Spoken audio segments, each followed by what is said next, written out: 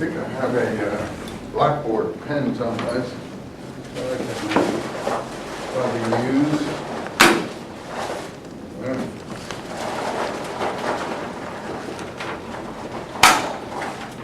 You got a piece of chalk in there. I don't think I need the chalk for anything. So, we showed how the Exodus, a fairly priestly book, its concerns are priestly. And the reason I even bothered about the Aaron issue was because the fact of it being a priestly book. Now, if you're not familiar with Hebrew and you don't know the difference between a priest and a Cohen and a Levite, well, basically you're at square one. But if you begin to grasp the difference between Kohanim and Leviim, or Cohens and Levites, I saw another name recently. I was telling you some of the names that come from these, but like Lewis would be a name. If you see a Jewish person called Lewis, you can be sure that originally was Levi. If you see a Jewish person called Lawi or Levine or anything with L something or other in it will be Levi originally. And same thing with K, C, H, N, anything like that will be Cohen, because those two identities people grasped on with great tenacity because they valued that heritage. You know, people, anyone who's maybe not in the modern world, because all our priests now are celibate, but although they don't seem very celibate since they seem to be molesting everybody all the time. But aside from the ones who aren't molesting everybody, the ones who actually are doing their jobs for the way they're supposed to be, though I have a feeling that that's been going on for quite a number of centuries, like maybe 15 or 20. And that one of the reasons some folks actually were into that activity, not all obviously, but some, was because that was an outlet for that sort of behavior pattern, and it was known among the people involved in that that was a protected sanctuary for that kind of behavior. And I think it's not just in America, it's worldwide. It's worldwide, and it's sad, really. That's not the way it was supposed to be, obviously. And I work on the James issue and the Dead Sea Scrolls, and there was celibacy going on there. Not the word you would use, but you know, because of Nazarite oath procedures and different things of that kind, purity regulations, there were people who were observing absolute continence. But I don't think it was to be involved in some sort of sanctuary situations or activity with other people under your protection. They weren't conceived of as priests as such. They were people in the wilderness lifestyle who in fact, the word priest was attached to them in the Dead Sea Scrolls, but they were not priests with a community that they had control over, anything like that. So it was just a private, personal matter with those people having to do with personal purity. Anyway, put that aside. Aside from that kind of priesthood, most ancient priesthoods were hereditary, and people clung to those. I mean, look at the Indians in India. Even today, Brahmin, to be a Brahmin class is like, in India is like upper class. And there's no way you could be anything but upper class if you're a Brahmin. And how do you know you're a Brahmin? By your genealogies. So the whole thing goes back to genealogies and claims to be, and not just in the Hindu environment, in the Persian sphere too. And you see now that Iran is a quasi-independent country. Of course they call themselves Shiites now, but who's running the country? A priest class. A priest class. They say that they're mullahs or ayatollahs or whatever they call themselves, but it's basically the old Persian priest class on top, and given the respect that a priest class would. So in Palestine, this was the case too. Now you say, what about Roman priests and Greek priests? Those were different because they were settled around shrines and guardian of shrines and being involved, like the Vestal Virgins in a given shrine that was dedicated to that one particular, cult. And in Egypt you have a priest class. But I don't think in Rome and Greece it was the same thing as having a priest class. It was people who were dedicated to certain, shrine areas maybe that they would make a living from, but it wasn't really a priest class as you had in the Middle East and, all the way from, Egypt to India and all the cultures that existed there, the Persian, the Jewish, and the other ones. So the priests are very, very tenacious in their conservation of their genealogies, as we see in this book, and of their status. So Aaron is going to get appointment somewhere in this book as a high priest in perpetuity, meaning he and his descendants, the descendants of Aaron, supposedly because of what Moses did. But Moses' progeny gets short shrift in the scheme of things. If you look at, try to find out, it's a good paper to do, Moses' progeny and what happens to them, they really evaporate. It's like they've been supplanted. Now you would think it's Moses that would be the honored one, and his descendants would be the one that people would cling to or care about. But that isn't the way it has transpired. If you look in the biblical text, the best way to do that is with a concordance. I think one of the sons of Moses is mentioned in as far as the tribe of Dan is concerned.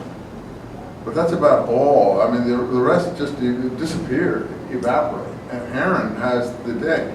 Now, I don't know if it's written in anybody's work, and I can't concentrate on every area of research, so I don't do it. But it's clear in Exodus that Aaron's people are getting a bigger and bigger role.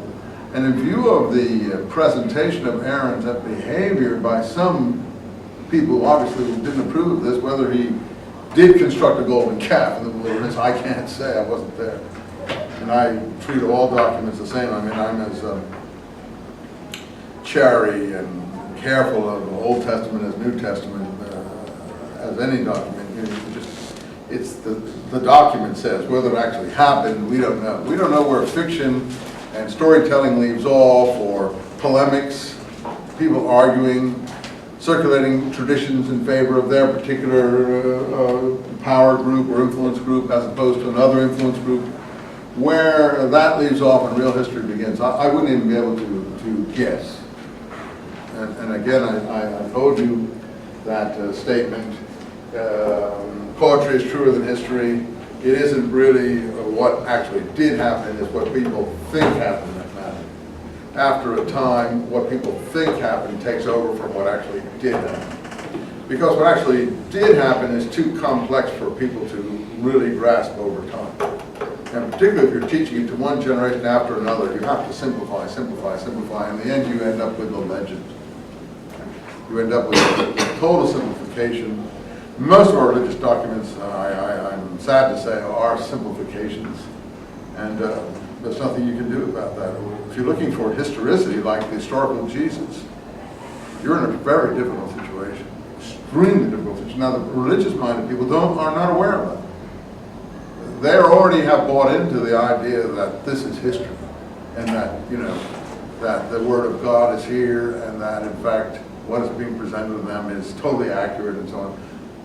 There's nothing you can do to help or hinder that. That's the way they approach the world. But for a careful-minded person, it's very difficult to get at the truth of the history.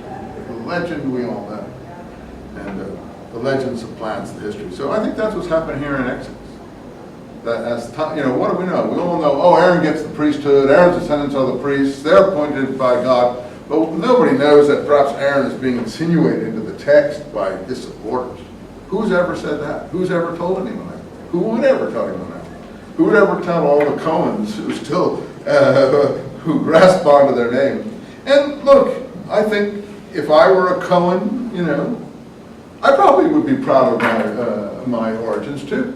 And I would be proud of my ancestry, and I would hold on to it, whatever anyone said. So, people who have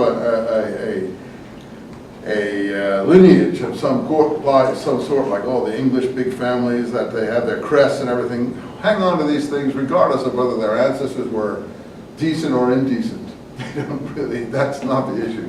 The issue is the age of their lineage. Okay, so this starts to happen with these promises that God makes. We don't even know if Moses did all these things. That's for you to decide, not for me. You have to make your own judgment. I just give you the freedom to do that, and that's for you to decide. We don't know if Moses did all these things either, but the thing is, this appearance of Aaron, that's just so odd, the way he suddenly comes, and it comes into the text where he says to God, where Moses says, I can't do this, and then suddenly here comes Aaron. He will do it for you. He will be your mouthpiece. Well, yeah, up to the point that we see that Moses is speaking quite well himself, and therefore you ask, if this narration has got some validity to it, how come Moses needs Aaron? And to my mind, the only reason Moses needs Aaron is that Aaron's descendants want Aaron's position to be firm within the text. That they are, what other claim do they have for any, hierarchical status? They need Aaron to be, and there are some people who don't want Aaron to be secure in the text, and I think those are the golden calf people. You've got two warring factions, and I think the golden calf people, the people who circulated the story about the golden calf, they said, oh yeah, Aaron, sure, the priest, they actually lead the people astray. They're the people who construct all these idols. They're the people who do the idolatry.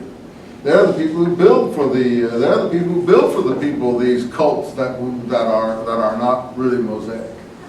Look, and then they tell this in a story about Aaron in the wilderness, with Moses getting the commandments and then Aaron building the golden calf at the request of the people, of course. Now, if you want to put this into context, some of the prophets that we will look at pretty soon do speak about, the priests building idols. They do speak about that. I think you'll find it in either Amos, Hosea, or Micah. You'll find that accusation there, that the priests build, and particularly in the north, there is this accusation being made in the prophets. And that'll be about 600 BC, that the priests are leading, and Ezekiel is very strong on that. He is taken by an angel or the Holy Spirit or whatever. He's in Babylon with a wave of refugees that has been deported. And he goes to the temple on some visionary journey of some kind, and he sees all manner of abomination being carried out by the priests in the temple. So there you have a perfect example of people seeing the priests, meaning the Aaron, descendants of Aaron, behaving in what they would consider to be an abomination type manner.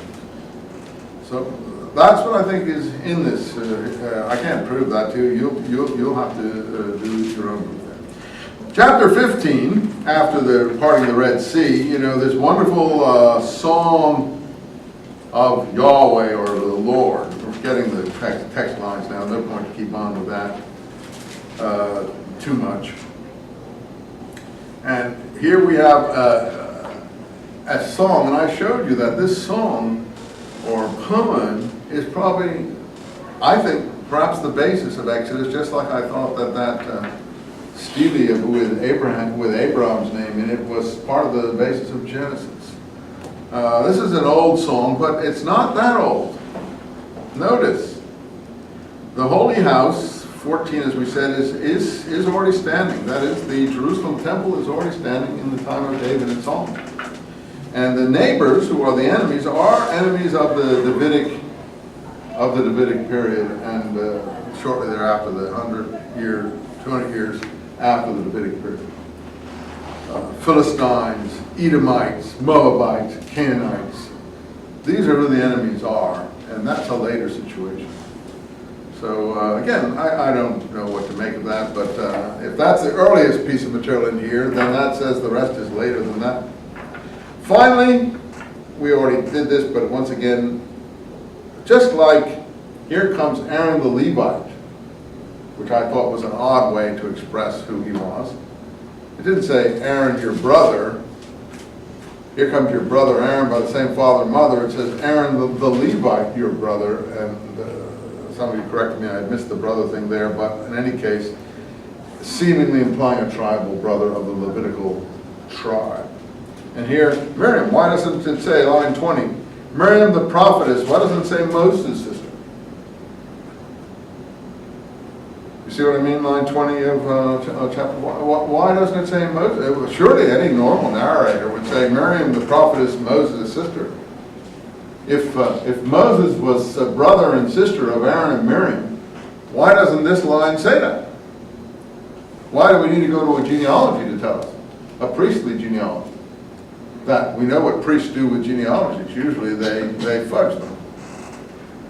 You know, I hate to be cruel, but the two genealogies of Jesus in the New Testament are really not reliable genealogies in any way, shape, or form, and they are pretty much fudged.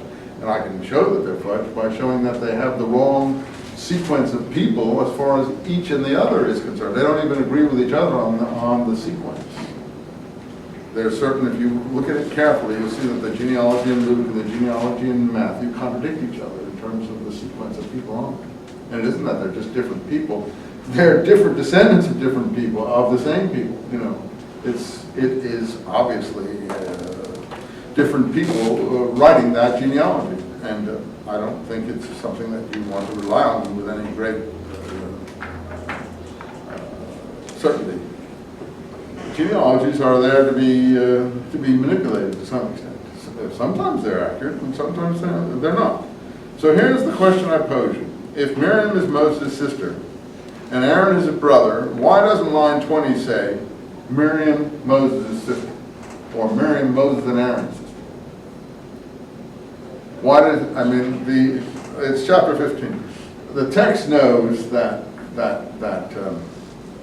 Miriam is Aaron's sister. Okay, I accept that. There's a tradition that Miriam, wherever she is Aaron's sister. Why doesn't it say Moses' sister? Because I don't think at this point the text knew that they were in the same family line. Later on, it's stitched into the same family. That's my conclusion. I may be wrong. I don't hold you to that. But, you know, one wants to do interesting things here, and you can read the text as it stands. You don't need my help to read the text. So my interest would be to try to point out things you may not see. Okay, so we have grumbling, line 25, and this famous episode here of the quails, chapter 16. I'm trying to find something that would be, you know, uniquely interesting here. Moses said to Aaron, line 9 of 16, the whole community present themselves before the Lord or Yahweh. I've heard complaints of the sons of Israel, between the two evenings you shall eat meat, in the morning you shall have bread to your heart's content. So this seems fine here. They have the quail, and I've been in the Negev and the Sinai, and I have seen quail there. Particularly in the winter months when the storms come in from the Mediterranean, the storm clouds blow in, and they blow in flocks of quail from the Mediterranean that are either going south or north, depending on which part of the season it is. And you see them in the bushes running around. They're not there permanently. They're on their way in a migratory pattern, but they're there. Nice gray and blue quail. And I've seen them. And they're there. So that's somewhat accurate. But, you know, I think one of the Psalms, I don't know which one, condemns this. That they weren't supposed to eat the quail or something like that. And then in the Dead Sea Scrolls, it's a very big point in one of the chief documents of the scrolls that they ate blood and they consumed blood in the wilderness. It's not in here, but that's what the accusation is. And that's why they were cut off, supposedly. And no generations made it to the Holy Land. I don't know where they got that from in the Dead Sea Scrolls, because there's no condemnatory feeling here at this point. In fact, it's a blessing at this point. Again, I'm not sure. I used to have a note of where the quails were. Let me just say, I have a note here, Numbers 11:31. Let's see what that says. Maybe it's there. Numbers 11:31. I know it's in one of the Psalms too. And the wind came and drove the quails in from the sea, I told you, and brought them down in the camp. And they gathered them, yeah, here it is. And God's anger blazed out against the people, and Yahweh struck them with a great plague. Line 33. It's too bad we don't have time to read all these books, but we just don't in a class like this. So there it is. There's a different approach. And it would be great to read Numbers because you see it's got overlapping material. It's got Moses and Aaron and Miriam and different things like that. And I just wish that I had time to read all of that with you. And I'm going to have to leave you to do that on your own, on the rest of your life, if you're interested still in these things. And you've got other things that you can look at yourself as carefully as you want. Okay, we have to pick and choose a bit. Here's another interesting point. Chapter 17. The battle with the Amalekites. This is 17:8. And notice the picture of this battle. Moses said to Joshua, "Pick out men for yourself and tomorrow morning march out to engage Amalek." Who's Joshua? We never met him before. We know who he is because he's so famous. But the text assumes you know who he is. But in fact, he hasn't been introduced to us yet. That's the first introduction of Joshua into the text. Now, I think if you look at Numbers, you might find some more parallel material there. I don't understand. I don't have time to do that with you, but I'll let you guys do some extra reading if you feel like it. If you find some good material there, call my attention to it when you come in another time, either in terms of what the narration is here, supporting it, gainsaying it, differing from it, diverging from it. It'd be interesting. I think Numbers is more detailed, but we just can't do it all. So let's see if there's anything just in that one area. What was that? Numbers 11:31. Let's see. We've got the usual appointment of this is consecration of the Levites here. Passover, order of march, different things like that, rebellion of Israel. God, Numbers is just another really interesting book here with all kinds of Aaron's portion, and so I don't know if Joshua comes into play here to an extent. Here's Joshua towards the end here. Joshua, the head of the community, in chapter 27. So towards the end, he comes into play. These things are firmly fixed in the Hebrew people's imagination. Joshua is a firm hero of the leading through these episodes. So there must have been other books here that parallel this, that told people information or material that the editors cut out that shouldn't have been cut out, because we don't know in line 8 who Joshua is. I think that's true. Now look at the picture though. This is really interesting. So they were fighting people down in so it's already a military situation. These are not just a bunch of stragglers. These are people who have to fight. This is an army to some extent. And here's how this is a Elohist version. You see it's the staff of God Moses has. Once again, notice Moses has the staff of God, and that can really help. The staff of God can. And so Joshua's down in the plain. He's the military general. Moses and Aaron and Hur are on top of the mountain. I'm not even sure we've met Hur yet. But Hur is, if you look at your genealogies and you go into the book of Joshua, you'll find that Hur is a Judahite leader. So we have everything represented here. We have a Judahite leader, the south. We have a northern leader, Joshua, who is an Ephraimite. He is from Ephraim. That's why, by the way, you had Joseph preferring Ephraim in the Genesis book, because Joshua is ultimately going to emerge as the leader. And Ephraim is going to be most people, if you go around to religious people and you say, who's Ephraim? They'll look at you like you're nuts. They wouldn't even have heard of it. And yet, the fact of the matter is that Ephraim is the principal tribe of the north, and there's hardly much else up there but Ephraim. And has the best places. Shechem and all the other places are in the what are called the highlands of Ephraim. And Joshua, when he retires and gets in state, he retires into the highlands of Ephraim. He's a northern leader, an Israelite leader, the same way Hur is a southern descendant of Judah, and he's a Judean or Judahite leader. So here you have everything symbolized. Moses, Aaron, and Hur are on the hill. When Moses got tired and his arms got too heavy, they put a stone under him, and then Aaron and Hur would take one hand and the other and support it, and therefore he'd be able to, the battle would go well. And there was an altar built there, by the way, too, wherever this place was. So another of these stories probably associated with a shrine, an altar or something. But the point is, it's all symbolized.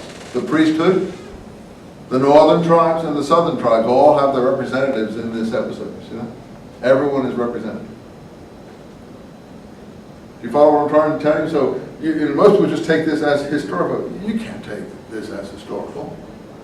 I mean, I'm sure there was an Exodus, and I'm sure things happened, but this is the poetic view of the Exodus. This is the poet's view. And this is also symbolic, because everyone's playing their role. Joshua can't win unless Moses has the staff of God. Moses can't have the staff of God unless Hur, the Judean tribes, help him on one side, and the priesthood, Aaron, helps him on the other. And so that's all symbolic. 18, out of the blue, Jethro appears. I'm not even sure he was called Jethro the first time we met him, was he? He was called Ruel, as I recall. Now he's Jethro. Moses' father-in-law, and this is the point I pointed out earlier. He brought Moses' wife, Zipporah, to the camp after she had been dismissed. What do you mean after she had been dismissed? No one ever told us she was dismissed. So there's another lectern in the text. We're not trying to find them, they just jump out. So, what does that go back to? It seems to go back to the bloody circumcision episode where God met him on the road and was going to kill him. But who's the him? Moses or the child? Well, obviously God was never going to kill Moses. That's just ridiculous. That's what the text looks like, but it's garbled. How would I know that? It's garbled. I don't even have to even think twice. Now, a fundamentalist or someone who takes the text very seriously is going to anger me for saying that. But I can't help it. It's just common sense. It's just common sense. I mean, the text is fractured at that point, and this is a meaning that has no sense. But there is sense that can be made, and that is there was a problem, according to the original stories. What happened to them? Maybe they just got some scrolls got damaged and in the transmission, and people have to piece them together the way we piece manuscripts together. Even what I'm doing, I lose a page, or I don't white in something, or I don't, and it's fractured, you know. And who can know what was supposed to have been said there? So here's a case in point where this probably goes back to the fact that, and she has two sons. You see, we never heard the birth of the second son. She has two sons. I told you the second son, but the text didn't tell you that. And I think that all that about the second son is in that episode that is, you know, fractured earlier on about God coming to kill him, and I'm sure it was there, but it's gone. So they have to put a little narrational comment after she'd been dismissed to make the thing at least flow a little bit, because it doesn't make any sense otherwise. And okay, Gershom we've had named before because I was a stranger in a strange land, and the second Eleazar, we didn't hear about him before, goes, the God of my father help me. Eleazar means to help. He delivered me from the sword of Pharaoh. So Jethro is in the camp, and he's watching how Moses does things here. And he also sacrifices. He's a big supporter of Moses, and he's a kind of a Sinai priest of some kind, and he watches Moses administering justice, 13 to 27, and he's got some advice for him, because like all fathers-in-law, he doesn't think his son-in-law is doing a very good job. And this is very human. He tells him, look, choose people from capable, God-fearing men, trustworthy, line 21, and over the leaders of the thousands, hundreds, fifties, and tens to administer justice. So Moses took his father-in-law's advice. And that's how they would administer justice for all time. So Jethro gets credit here for innovating the Judean legal system. That's the way we do things in Judea. And I'm sure this is what we have reflected here often is the situation in the Davidic period. Now, it has been said that Abraham is a reflection of David. We unfortunately don't even have time to read the Samuel books. I wish we did. because in the Samuel books you'll see that a lot of things Abraham does, David does, like going to the Philistines and things like that. And it's like Abraham is sort of a David projected backwards in time.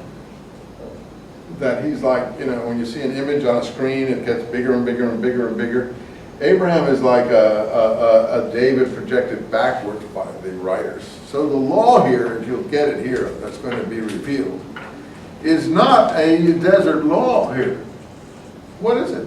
It's an agricultural settled law. Well, you can't have an agricultural settled law from a slave people who've only lived in the desert. This reflects long years of practice in a settled situation. That is, it reflects at least the Davidic kingdom, if not the divided kingdoms. This is the law, obviously, that they were observing in the Davidic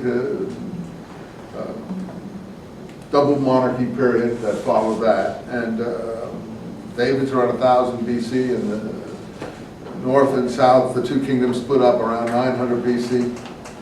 So somewhere this kind of law bubbled out with more stuff in Deuteronomy that was a later second law that was found in the temple around 600 AD.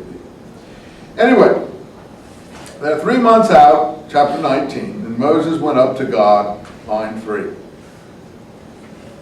And God says, you'll be a kingdom of priests, and I'm going to choose you for my very own. Okay, we've heard that quite a bit. Hold them in readiness, line 11, for the third day the Lord will descend from the mountain of Sinai in the sight of all the people. So this is a very big event. And there's going to be a loud trumpet blast, 16, and all the people will tremble. And Moses leads them out to meet God at the bottom of the mountain. And the thundering was louder and louder. That's like Zeus here, isn't it? Thunder god. It's a thunder god. At this point, it's going to be changed into a monotheistic god, but it's a mountain thunder god. And he called Moses to come up. I mean, you get these gods in Peru and other places. Even today, people go up to the mountain to counter the thundering deities up there. And thunder frightened people, and particularly places where thunder was going on all of the time and lightning. You ever seen big mountains which have clouds around them all the time, and there's thunder and lightning going on up there? It's kind of like, ooh, it's spooky. Haven't you seen that? Yeah. I saw that in eastern Anatolia, what's called Mount Ararat. It's got, it's got a cloud on top of it. It's like it's a big volcanic cone, really. And you see the lightning up there, and clouds are kind of, whoa! It's kind of it's really spooky. It's really spooky. So I'm sure if you were an ancient person, had no understanding of any of the forces of nature or how things were caused or what the reason for things were, I mean, you'd immediately think all the things we're reading here in these books. We unfortunately live in a more prosaic time when things have more natural explanations, so we're not as imaginative as these people. And these people had vivid imagination, so they could fill in the blanks from their imagination because they had to. But we have physics giving us formulas, so we don't bother filling in the blanks anymore. So the priests, the men who approached Yahweh, line 32, these had to purify themselves to be consecrated. Everything's going on. Bring Aaron with you, line 24. Do not allow the priests to go beyond the bounds set up by Yahweh. These are all holy people. So Moses went down and spoke. There's a lot of fracturing of the text here. I wouldn't be able to follow all. This is Yahweh. The next thing, line chapter 20, is Elohist again. And it's spliced in here. And it doesn't really follow the other. But anyway, here's the commandments and so on. The people are supposed to all come together, but the next thing we know, we have God and Moses talking to each other. I think he's up on the mountain again, isn't he? Chapter 20. I don't think it follows, but you can check on it. Have you shall know the God before me. I'm a jealous God. I punish, faults into the several generations, but I show kindness to the thousands who love me and keep my commandments. So there's no heaven and hell here. There's no afterlife. There's no, idea of this, that you'll be resurrected and you'll enjoy, thing. it's punishment in this world, either you or your generations after you, or blessings in this world, either you or your generations after you. There's not an inkling of any kind of, resurrection of the dead at this point in the Old Testament. If you can see it, let me know. But you'll begin to see it in Psalms, or people read it into Psalms. But the first real statement is in the book of Daniel, very late. And also the Maccabee books, Maccabees too, but which is not even in the Hebrew Bible. But other than that, Job is not aware of the doctrine of resurrection of the dead. If he was aware of the doctrine of resurrection of the dead, he wouldn't have a problem, because he said, well, he doesn't understand why the innocent suffer. Well, the answer is, don't worry. After you be resurrected, you're going to be rewarded.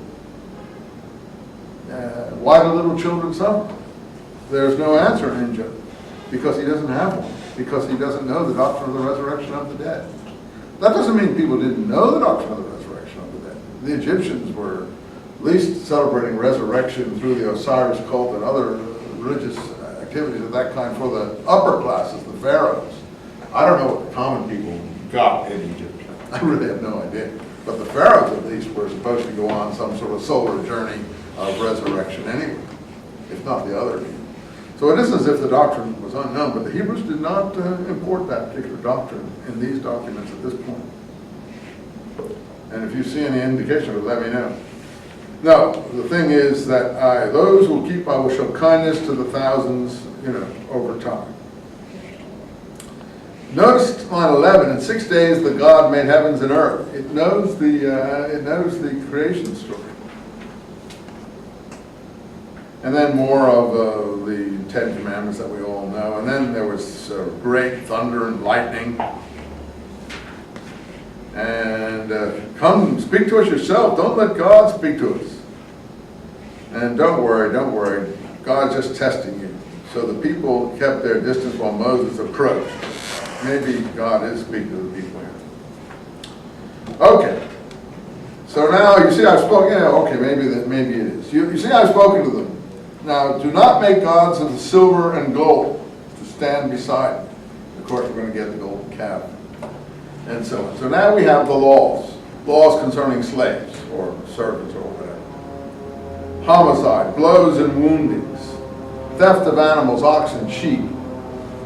Offense. This is a whole legal code. It's like someone's giving you the Constitution or the legal code of the Senate of the United States here. And if you notice, look, here's one. I just picked one out. I don't have time to do it all for you. Line 5 of 22. But if he has let the whole field be grazed, he must make restitution in proportion to the best crop recorded to the injured party's field or vineyard. This is a later law of an agricultural society retrospectively put back into the Sinai situation. Now, who's doing this? Probably legal specialists or priest class people. It doesn't make it any less interesting. I can't do the laws, but if the laws do interest you, you can read all of that. 3 times a year, 23/14, you will celebrate pilgrimage feasts in my honor. That's when people went up to the temple. The first is the unleavened bread. The second is the harvest, and I don't know. There are 2 harvests, is what there are. There's a late and an early and a late harvest. I think both of those are pilgrimage. Tabernacles is a late one, and Shavuot weeks is an earlier one, 50 days after Passover. I think those are the 3 pilgrimage festivals. But this has to do with temple practice now. And this also has to do with conquering the land. Look, I'm going to send an angel before you, line 20, and then line 24. I will exterminate these peoples in front of you: Amorites, Hittites, Perizzites, Canaanites, Hivites, Jebusites. You must not worship their gods. You must smash their standing stones. You're only supposed to worship me. I will spread panic ahead of you, etc. I will not drive them out in a single year. I'm going to do it slowly, little by little, line 30, because otherwise the land wouldn't produce. And for your frontiers, I fixed the Sea of Reeds, which is basically the Nile Delta, and also called the Philistine Sea, and the desert of the rivers, probably the Tigris and the Euphrates. So he's giving them everything between Egypt and Iraq. Yeah. Can you give your take on 23:19 about the kid in the milk? What's your interpretation of that? I think the rabbis have made far too much of it. I mean, I just think it's something against cruelty to animals. It's just not nice to take a young thing and boil it in its mother's milk. It's unseemly. There's a point of cheese and hamburgers and all that stuff. Is that? Nah, I don't. That's what the rabbis call building a fence around the Torah. That's all Talmudic stuff. There's nothing about here. It's not applied here. It's not said here. That's part of Judaism. That's different Judaism. Judaism is based on the Talmud. The Talmud is a document that developed from 2nd century BC to 8th century AD. It's got 3 different layers of material, discussions in schools, scholastic sort of things, different things of that kind. It's very complicated stuff. Very legalistic. So that, just like Christianity, you take a passage out of here and build it into, you shall not break a bone in the Paschal lamb. Oh, well, that becomes Jesus on the cross, so you shouldn't break his bones because he's the, everyone was doing it. It's just the rabbis did it in their way, Christians did it in their way. You follow me? So yeah, I mean, I'm not the last word. Who am I? No one's going to listen to what I say. What's going to be listened to is what the tradition says. The tradition says, oh, this means don't eat milk and meat together, have separate knives and forks, have separate sinks, have separate plates, have separate everything, and so on and so forth. Well, okay, if that helps them, makes them feel pious and holy, God bless them. I'm not going to gainsay their customs and how they want to approach this. The reason they do that, they say, again, is the command that they have is to build a fence around the Torah. It's not, even that's not here, but that's what they're doing. So they don't even, lest pre-adventure, they incur one commandment without realizing, knowingly doing something, they want to do all those other things. That's the fence. It's called the fence. So I think that developed over time, and then people got used to it, and so it became part of their legal behavior. But, I mean, you can read. You can get a religious person to come in here and tell you it's very opposite of me, but it's not here. The same way a Christian will come in and say, oh, well, there's resurrection of the dead there. Yeah, that's what you think, but it's not here.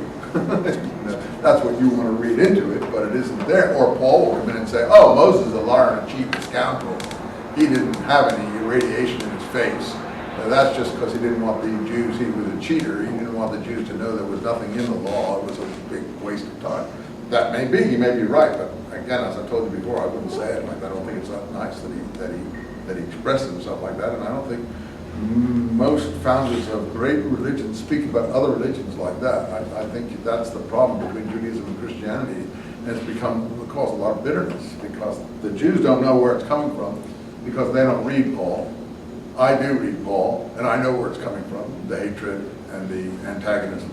And so the Jews are taking blows, and so then they respond with the antagonism. They don't know where the blows and the reason for the blows. And so it goes on. All the accusations, killed all the prophets, as we've done. We've talked about over and over again. We've heard about killing all the prophets, and as I told all my classes, where are the prophets that are killed? Name me one. All prophets have trouble, but there's not a single prophet killed in any of the books here. So, I mean, that's just polemical slander. And then becomes formulas. It's all through the Quran, isn't it? We're reading over and over again in the Quran. The Jews who killed all of the prophets. Then you hear people in Indonesia saying, oh, you Jews, you killed all the prophets. What are you talking about? Do you read anything? Do you know anything? It's impossible. That's what I mean. Poetry is truer than history. It's what people think happened. It's what they're fed, what they believe. So again, you get a Paul who presents you know, Moses as not wanting the people to know that the light of the Lord had gone out, which is not here in the book. And then you get a rabbi who says, this means have separate knives and forks. That's my answer. Not a very good answer.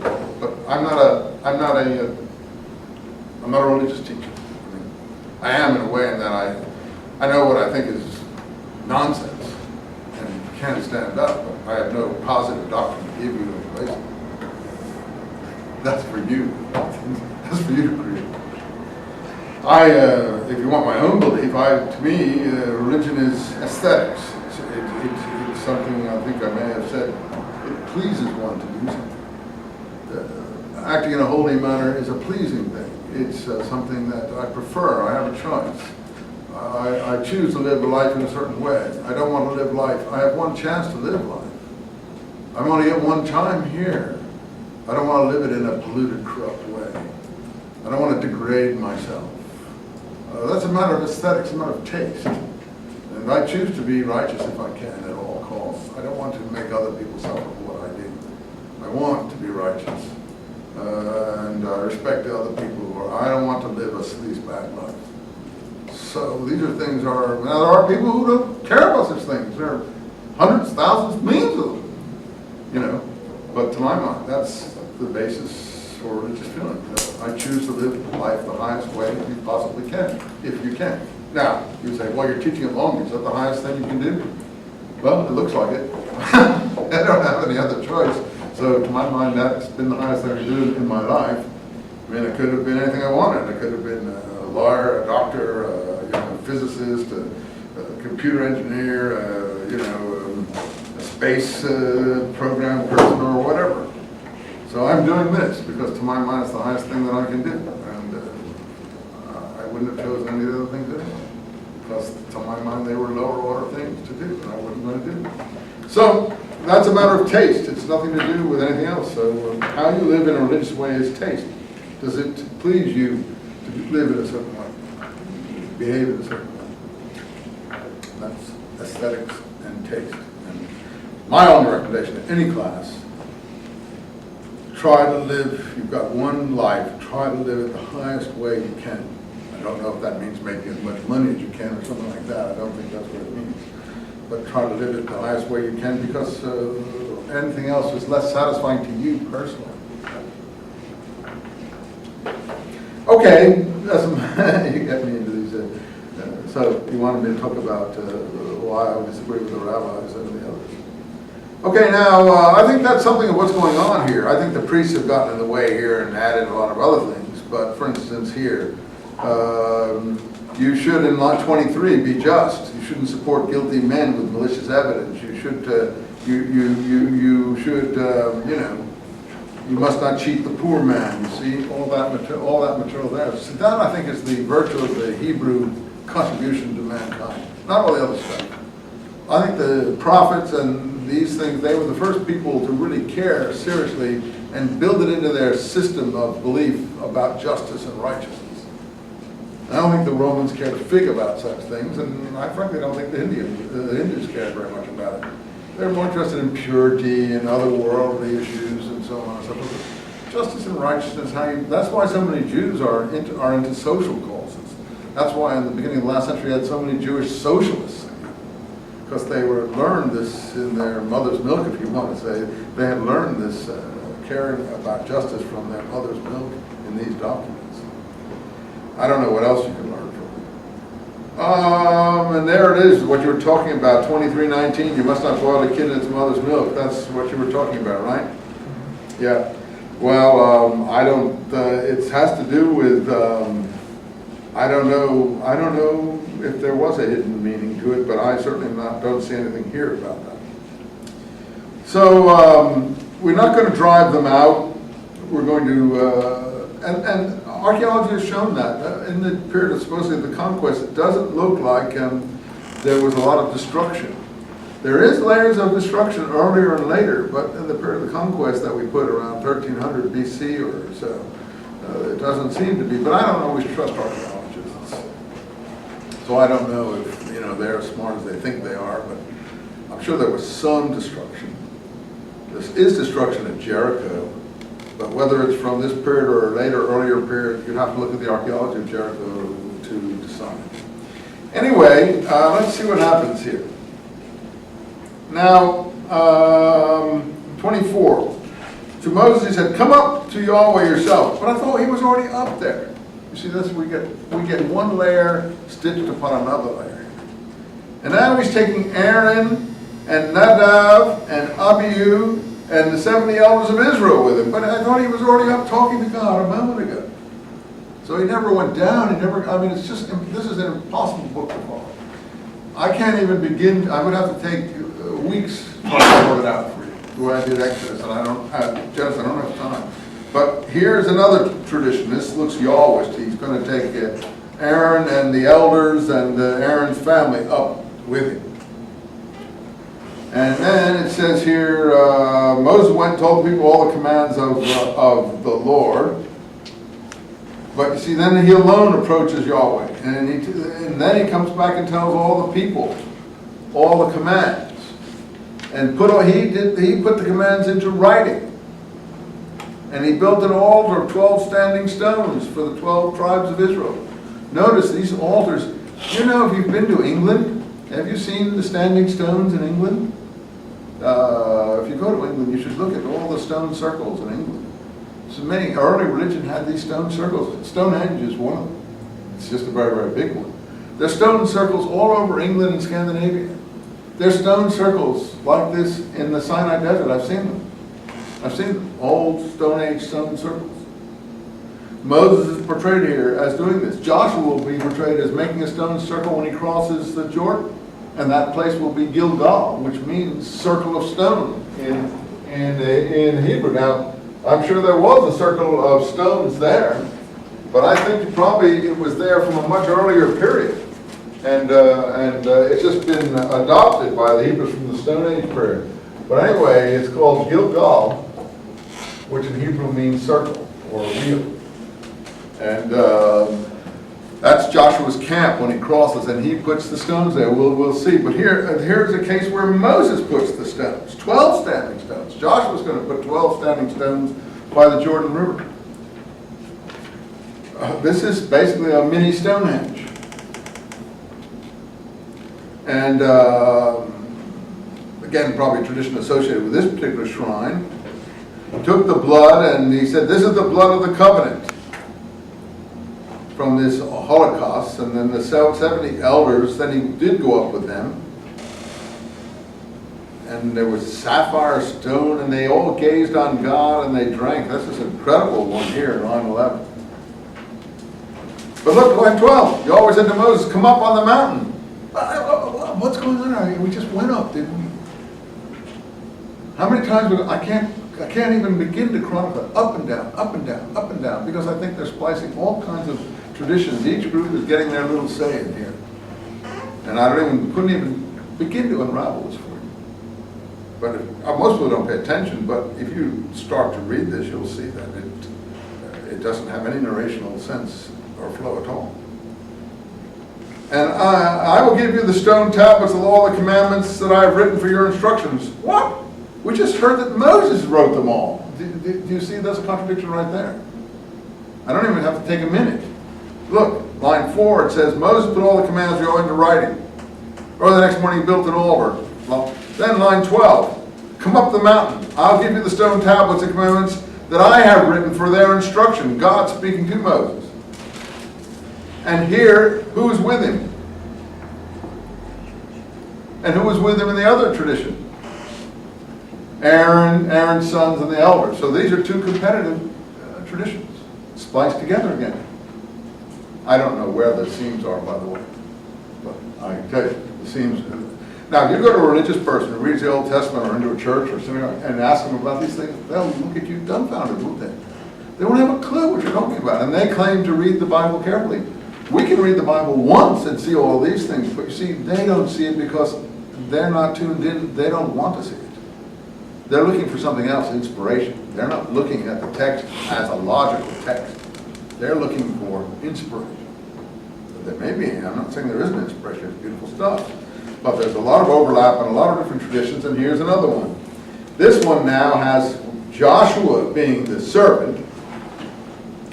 And wait here, you and Aaron and Hur. So her and Aaron, that's a similar tradition to the one we had before, about her and Aaron holding up his arm. So that could, I'm sure you could probably splice some of these back together. And the cloud covered the mountains, and there were 6 days, and he was up there for 40 days and 40 nights. And so here suddenly we get a whole law revealed again. We had one earlier. Now this is all the temple law that's being revealed here. And we did all this last time. Look at line 20 of 27. You are to order the sons of Israel to bring pure olive oil for the light and to keep the flame burning in perpetuity.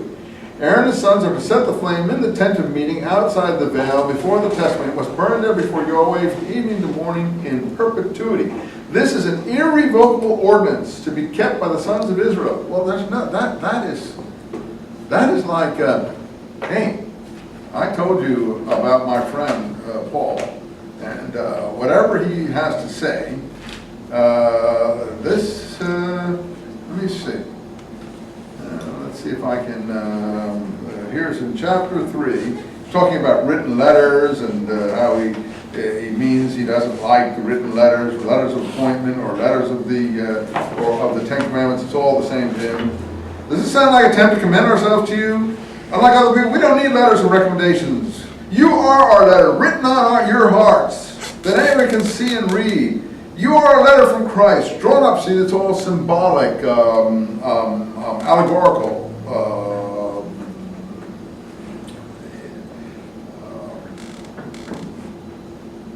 There's another word, I can't find it. Anyway, you are a letter from Christ, drawn up. We don't need letters from James. We don't need letters from the leaders of the early church. We don't need letters of appointment as teachers. You are our letter. Christ wrote it for you. And I don't need to go to any leaders to get my appointment to teach. And drawn up us and written not with ink, but with the Spirit of the living God. It's all spiritualized. Not on stone tablets, but on tablets of God. It's very, very poetic. I'm not against it. It's very Hellenistic poetic, but it's not Palestinian. Before God, we're confident through Christ that we are not all qualified to claim anything as our own work. All qualifications come from God. He is the one who's given us the qualifications to ministers of the new covenant, which is not a covenant written in letters. See, it's not a covenant of what? The Mosaic covenant. Yet in the Dead Sea Scrolls, where the new covenant is talked about, it is a Mosaic covenant. So there's a whole argument going on here. In any case, of written letters, but of the Spirit, the written letters. Because the Spirit gives life, but the written letters bring death. Look at that. That's a huge attack on Moses. Law brings death. Spirit brings life. It's all about resurrection and the other life. Now, if the administration of death and the written letters, I mean, that's a, no, is it surprising to you that Jews and Christians don't get along? When one is saying, if the administration of death in written letters, so your religion is the administration of death, he's saying? That really isn't just, of course, and then they respond in kind. So then you get this terrible sort of animosity over centuries. Was accompanied by such a brightness, and by the way, where's the charity here? Where's the love? Where's your love your enemy? Where's your love your neighbor? Oh, we can talk about love, but there's not a stitch of it here. No affection, no love, no charity, no gentleness, no anything. Just very harsh polemics. By such a brightness that Israel could not bear looking at the face of Moses, though it was a brightness that faded, you see. How much greater will the brightness on the administration of the Spirit? It's all allegorical and symbolic for him. For if there was any splendor in administering the condemnation, that is, of the law, there must be greater splendor in administering the justification. And then he goes on, having this for hope, line 12, we can be quite confident, not like Moses, who put a veil over his face, so the Israelites would not see the end of what had to fade. He says he put a veil over his face so the Israelites would not see that the light of the law had gone out. That's what he's saying. I'm not against it. That's a polemical argument. But whoever reads this material, nobody except priests, ministers, and so on, but the average parishioner doesn't read this material and certainly doesn't understand it. And then he goes on about the Israelites, their minds are dull. There's a veil on their mind. People of the old covenant, the veil is never listed. So he uses the veil not because it's a beautiful thing, but because he uses it to show that the veil has made their minds stupid. Well, I don't want to go through it all, but all I pick it up is back here, you see, this is something in perpetuity. I'm not against either one. I'm just saying I don't think it's nice to talk about other people like that and their beliefs in that way. And it's no wonder that murder and everything has been committed under the name of that kind of presentation. So I know that most people aren't feel guilty about that, but if someone is talking like that, it's called incitement. And if they would talk gently, there wouldn't be any incitement. So Aaron and his sons, this is something in perpetuity. This is an irrevocable ordinance. So of course the Jews are not going to change. It's an irrevocable ordinance. He says it's revocable, you see. Yet he picks and chooses from the Old Testament whatever he likes. How can he do that? Here it's I don't acknowledge either. But if you're going to take one book and use it in another, you can't then say it's dead and then use it. You see. So this is to my mind very what's it when someone is trying to take advantage of a situation, I forget what the word is, exploiting something. The Jews are not going to change, obviously, because here it says this is perpetual. It's not abrogatable. And Paul comes along and says it is abrogatable. Okay, fine. They don't agree on that. That's fair enough. But then he uses their material anyway. That's what I object to. If it's abrogated, don't use it. Build your religion on your own foundation. Don't say it's abrogatable when the material you're building it on says it isn't. That's my problem. I've already said I won't go on, but I thought you'd like to see those two contrasts there. So here in this book, and I don't follow either book, so I have no axe to grind as far as that goes. Anyway, from among the sons of Israel, summon your brother Aaron and his sons to be priests. So this is the pro-Aaron stuff. For Aaron, your brother, you are to make sacred vestments. And this is all in the second trip up there. So we have all of the vestments, and then 29 we have the consecration of Aaron and his sons. And we kind of did most of this last time. This is all about what's in the temple. But look, you see these items can't be in the wilderness. A bronze basin, a chrism, chapter 30. Where are you going to get all this bronze out in the wilderness? And liquid myrrh and cinnamon in line 23 of chapter 30. And worth 250 shekels and 250 shekels of cassia and perfume and all this other thing. So, this is the behavior of a shrine, of a temple, or another one like that. And then line 31.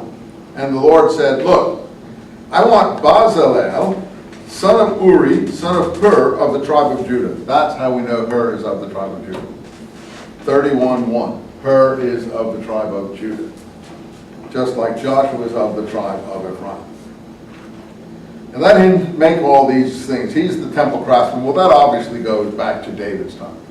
And the craftsmen in the temple in David and Solomon's time, who claimed to be descendants of Hur and Bezalel, who were the people who built the temple in Jerusalem.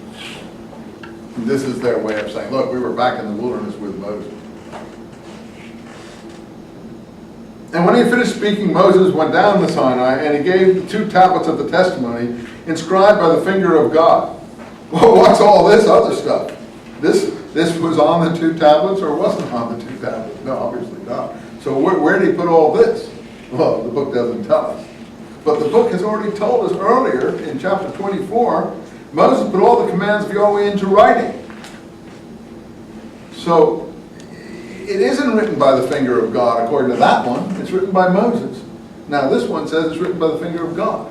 So it's different text lines. I can't do much about it. They say, well, you see, you're proving Paul correct. No, I mean, fine. Paul can say that this is all rubbish. That's fine. There's nothing wrong with saying that. It's only that if it's all rubbish, you can't use it then. That's what I object to. That's what I do. If you're going to use it, then you have to respect it. If you're not going to use it, then fine, say whatever you like about it. And that's the only thing that I disagree with him on. you know, this, I'm not going to follow this. It's an ancient thing. I respect it. It's impressive. Anyway, let's go on. 32, golden calf. When the people saw what Moses had, it was a long time before coming down the mountain, they gathered around Aaron and said to him, come make us a god because this Moses has brought us out here just to suffer and die. So line 3, they take the gold rings from their ears, and of course, don't forget, earlier we heard they plundered the Egyptians on the way out. That's how they had all this gold and silver, obviously. And so Moses is, according to this tradition, on the way down again. And of course, you could count the number of times up and down. It would be difficult to decide how many times he went up and down. And God, sort of the Lord, it's a Yahwist one, says to him, get down because the people whom you brought out of Egypt are being turned aside into a different way. And they've made themselves a golden calf and worshipped it. Now in the, I think it's Amos, you'll see that there is a golden calf in the temple of the north when Amos goes up there. There is a golden calf in the temple of the north when Amos goes up there to protest. I don't know exactly what passage that it is, but Amos is a southern prophet. He goes north, and the people in the north say, get out of here, prophet, don't prophesy here. And he speaks about something about I'll point it out to you when we do Amos. I'll point it out to you when we do Amos. And I think that's what this represents, a symbolic retelling of the situation much later on, put back into Moses. Never mind, here's the story. The poets have the first and last say. So everyone was having a good time, and again he repeats it, go down! And Moses pleaded with God, don't let your wrath blaze out against everyone, because that wouldn't be proper, line 11. Sort of like Abraham negotiating with God about Sodom and Gomorrah. So God relented, line 14. This is much more wordy, notice, than Genesis. So he went down with the tablets, inscribed on front and back. These tablets were the work of God, and the writing was on God's writing, line 16. Well, that's not what the earlier one said, is it? So this is a different tradition. Fine.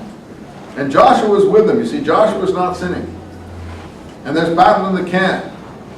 And when he came to the camp, he saw them dancing in the calf. He threw down the tablets. He seized the calf. He burned it.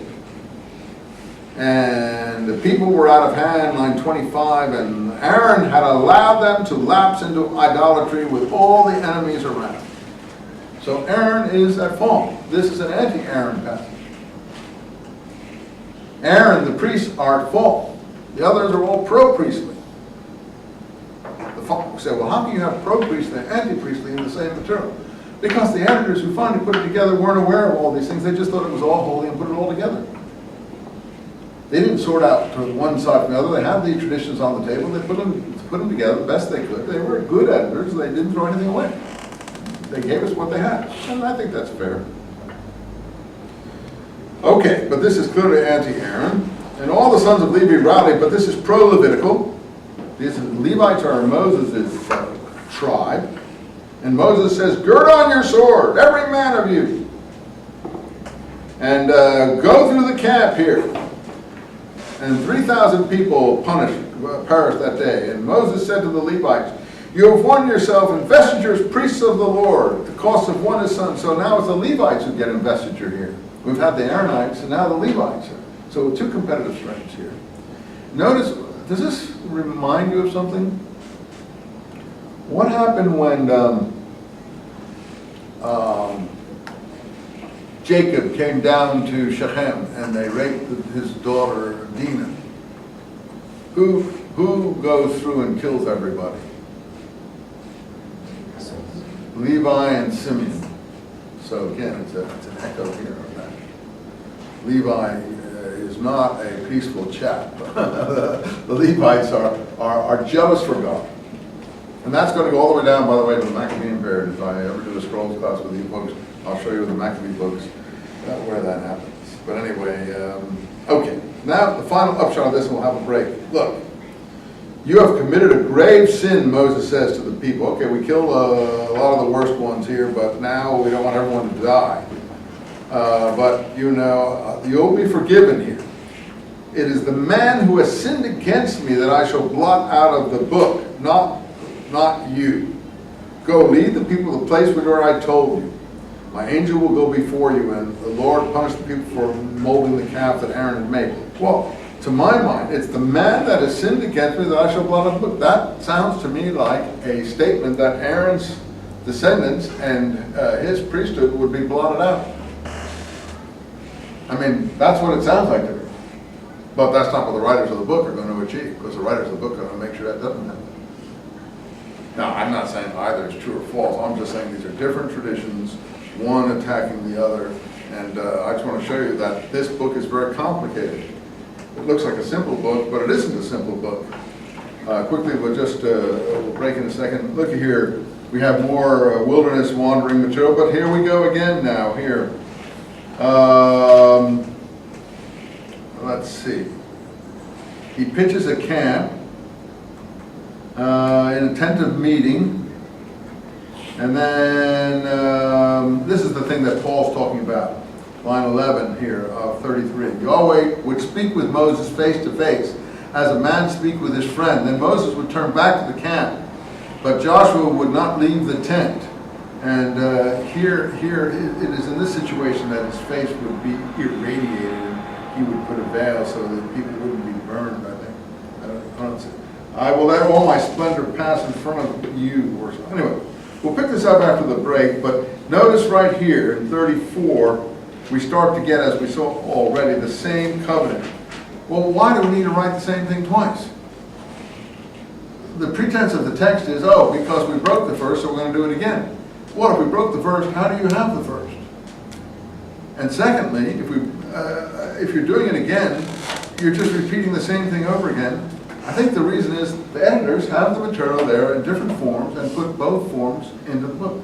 And then they devise the idea that this is the second form, is after he broke the first form, he goes back up again, gets it again, comes back down again, so they have to write the whole thing all over again. So everything till the end of the book is what we've already had, and that's basically how the book ends. It goes all the way to chapter 40, and it's almost exactly, you'll see word for word, as I told you last time, what we already had from chapter 25 to chapter 31, 32. Just to repeat. Okay, have a break. See you in 10 minutes and we'll do some more.